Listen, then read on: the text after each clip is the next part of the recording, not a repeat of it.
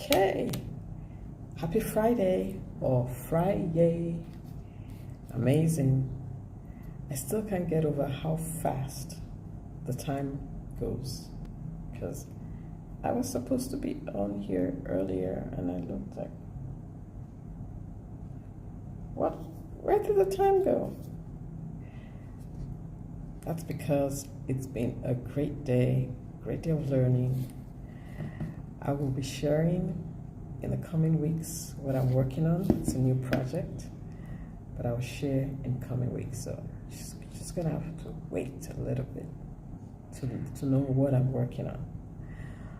But it was a great day of learning, and just when you're busy learning, sometimes the time just goes by quickly, and it did today. So, how do you hold their attention? Now, who's their attention?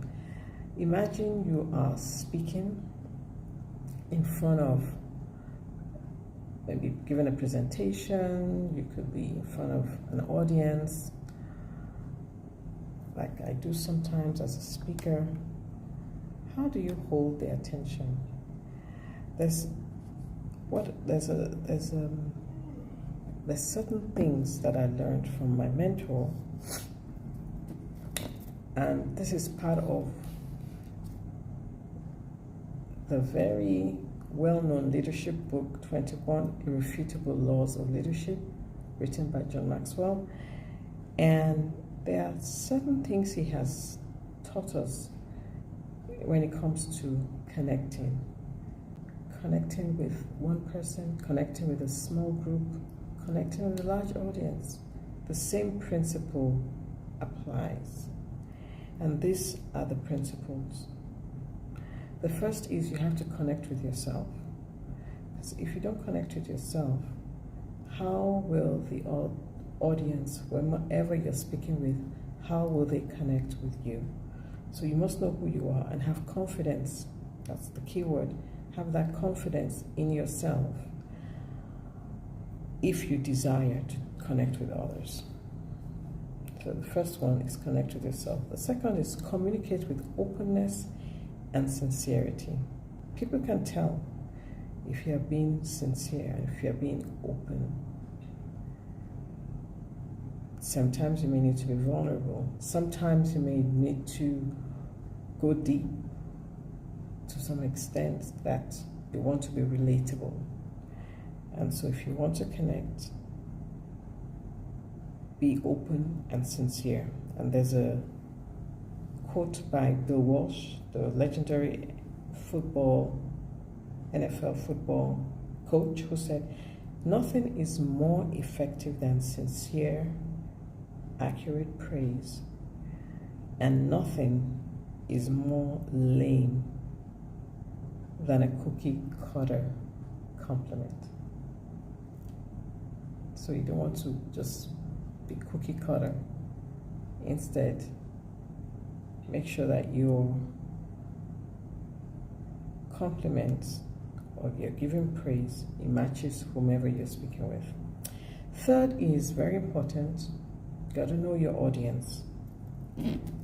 How about spending time with them to know who they are, connect with them in terms of learn their names, and if that's not possible, at least have eye contact with them.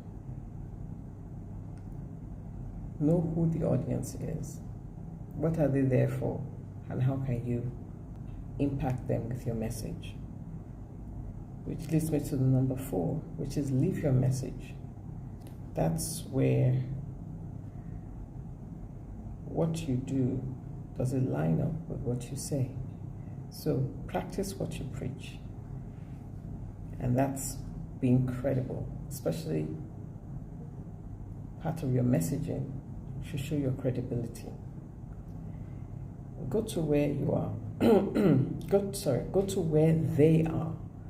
The audience, go to where they are. Don't wait for them.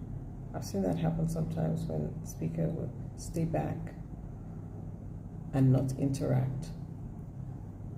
with their speaker, with their audience. See, when it gets late, I start mixing up words. That's why I need to come earlier so I don't mix up my words.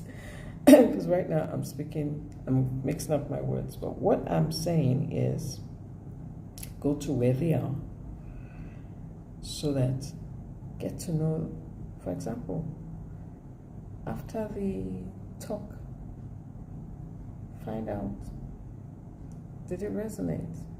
What did you learn? What was the takeaway? It's all part of connecting. Don't wait for them to come to you. Even if you're the speaker, you go to them. That's where the connection is made. Because it will continue on after the talk. Because they may connect with you on social. They may see you at another talk. If you take that effort to talk to them, talk to your audience, connect with them, exchange, say, hey, this is my LinkedIn or this is my social media, connect with me. And sixth, your focus is always on the audience. For example, if you're in the health arena and you're speaking to an audience of engineers, I have to use engineers because I'm an engineer, use what you have that will relate to them as engineers, because those are two very different fields. One is health and one is engineering. What can you use from your background to connect with them? Engineers face a lot of stress, for example. You could use that as part of your health talk, because you can't talk their numbers. Unless you're an engineer, then you can talk their numbers or use their terms that they use. And believe in them. 7, believe in them.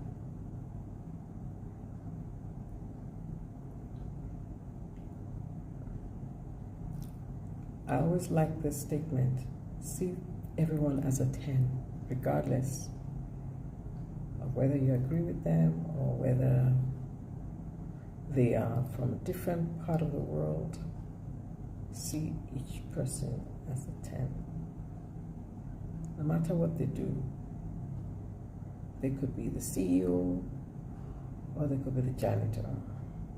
Everybody is a 10. And when you treat everybody as a 10, it shows. So believe in them. And last but not least, offer direction and hope in your talk. Hope. Everybody needs hope. We need hope. We need hope and give direction. Another quote by Napoleon Bonaparte: leaders are dealers in hope. That's a good kind of dealer. That's a good kind of dealer. Not the other types of dealer. A good kind of dealer is a dealer in hope. So intentionally connect with people, whether you're meeting them for the first time or you're working with them for a long time. Connect with them with these 8 things. Wow, time went by quick,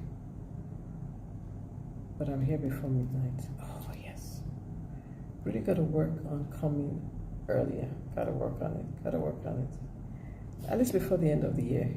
Yeah, it's already in the 4th quarter. I've been doing this every day. I still didn't get it right.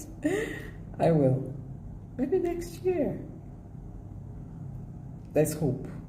There is hope. Have a great rest of the day wherever you are. Maybe it's morning, night, or evening, or afternoon. Enjoy.